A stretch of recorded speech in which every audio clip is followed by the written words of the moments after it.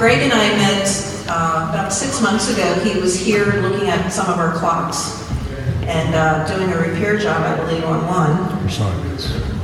And so Greg is a horological, it's a tough word, conservator, a professor, and provides consultation to the National Watch and Clock Museum in Columbia, Pennsylvania.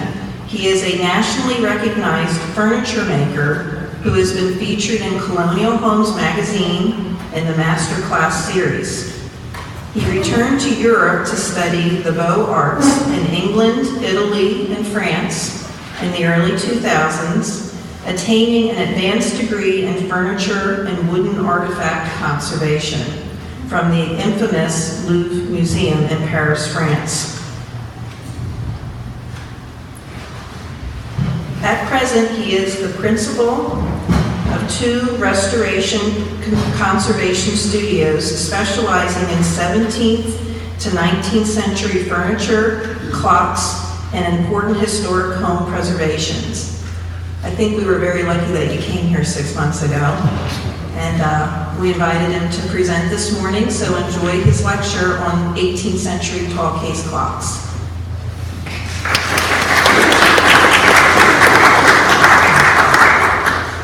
Okay, good morning. We have a good crowd here today. I'm not going to judge everyone's age, but I wish we could get some younger people from time to time. It's part of the issue, as you know, with historical materialism and antiquity. But nevertheless, I'm sure we have some very interested people for one reason or another here today. So what we're going to do today is chat just a bit about the development of the tall case clock, whether it be here in Reading or its origins, which are in England. Actually in Holland is where the tall case clock started. We're going to try to come through this with a PowerPoint in the beginning, just to get a little bit of background, a little bit of side stories, go through a little bit of lecture and some stories in between, and we'll finish up. And I guess Simon will let me know in about 45 minutes, we can have some questions. But again, thanks for everyone at the History Center for inviting me here. It's going to be a lively presentation, I hope, okay? Clocks actually started with watches going back to the 15th century. This is the oldest known movement in the history of the world. It still works. It's in Salisbury Chapel in Salisbury, a very beautiful place. It was pulled out of service about 10 years ago. It has had constant restoration over the years, but that's a good thing. So part of my time at the British Horological Institute was to go oversee the process and just to understand what was going on. Here you have the time controller. It's called a folio. Okay, it was the first type of time controller. And the folio, those two wings there. And that actually tries to keep you within second to second to second to second. Because typically your long case clock, every swing and to and fro of the pendulum, every vibration is a second. Okay, but not so with this guy. This thing was probably accurate within 3 hours a day in the 1550s. And the great thing is they didn't upgrade the timekeeping, okay? And working with the National Watch and Clock Museum, my own practice, too many clocks and watches come in and we see upgrades over the years. Upgrades when technology upgraded. You're talking about the 1600s, the 1700s, the 18th century. And these occurred all the times. It's a good thing, but what it did was destroy our historic materialism. And I'm here to save historic materialism, so I can get sidetracked in many ways here, but what we try to do, or what I try to do, is put back clocks, particularly clocks, back to where they should be. The biggest issue with the clockmaker today, with items coming in, is making up for everyone else's bad judgment, lack of training. I would say 85% is undoing bad repairs and then making the correct repair. The bad repair could have lasted for 80 or 90 years, but it could have caused additional wear and other problems with the mechanism at hand. So, at present, when you come to my studio, you're going to get horological repair, conservation, restoration, and the case. So I started doing the furniture 35 years ago. So I do case restoration, and that's from my training at the Louvre Museum in Paris. My horological education, again, was from the NAWCC. It was 2 years there. First year, second year as a fellowship, 10, 12 years later, and then at the British Horological Institute in the Midlands. And no one takes horology more serious than the British.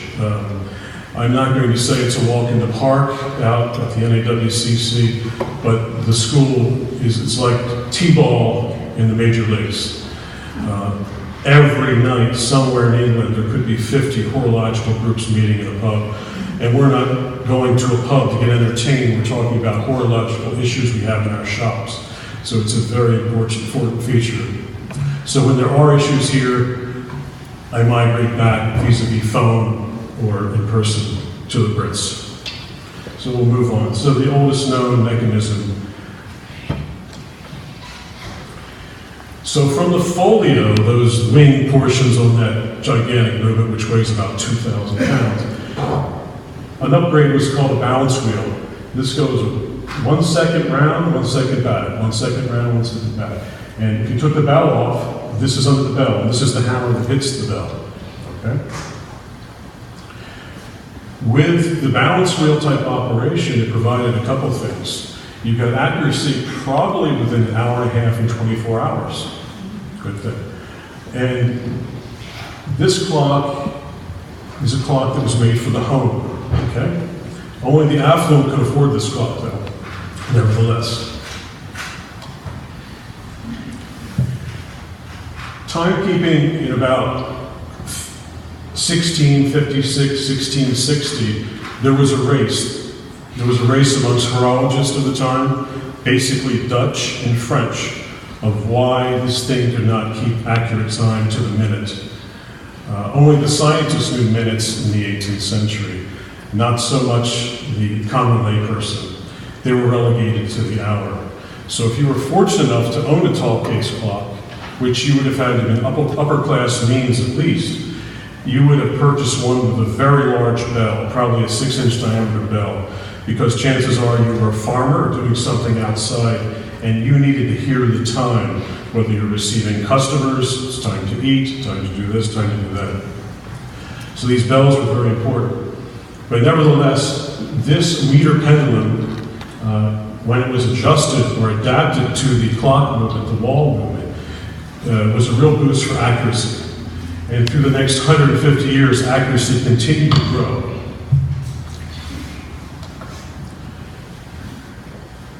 And again, we're going back, we're talking about the roots, the horological roots starting by, actually it started by the Dutch in Rotterdam and Amsterdam.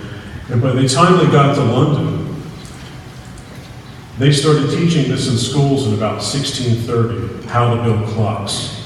The first clockmakers, such as that clock in Salisbury, were made by the blacksmiths.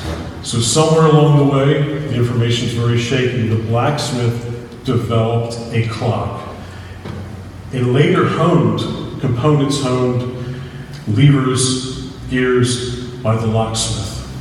So they're the two beginning smiths or trades that began, in essence, of clockmaking in the world. And it went from the Dutch, which are real sticklers, they're real scientists, hardcore mathematicians and engineers back in the 15th and 16th century. It flowed to the French. The French honed it more. The French had sociological issues going into the mid-17th century. And the English said, you French scientists and horologists, come on over. Even though you're not our religion, we'll take you. And they took French Huguenots by the boatload, horologists, scientists, to create clock mechanisms and watch mechanisms. Watches go back to around the 13th century. It was called something of a table clock. It was a humongous watch, about 9 inches in diameter, and would sit horizontally on a table. And again, a 2 to 3 to 4 hour timekeeper in its day. But again, that segued to the Salisbury clock. So we come up to 1636. We have a lot of the English horologists that are not happy, and they're petitioning the king. They want to know why the government's not protecting. It's a common thing here. Why is it not protecting us? because they brought the Huguenots over by boatboats, and the English were not trained. They were an ill-formed apprenticeship, if anything at all. So King George first came out and said, we're going to start a guild. We're going to start a guild. It's going to protect our own people from those nasty immigrants coming over the border. But yet the king wanted the immigrants to come over the border to train the English. So it accomplished a couple things. It made the English very quickly, within 20 years, probably by 1656, 1660, they were the world leader in timepieces and numerology. The second thing was that the king set up a council to standardize horological components. If something was made in Glasgow, and it would be the third gear up the time train would match the gear made in Wales. So if you were in the guild and you were protected from lawsuits and liabilities, from everything. So it was a very important thing to get into with the king. If you were outside, and also it determined where you could sell your clocks too. And if you were in the guild, you had to put your name and location on that you were selling from. And this is in the beginning.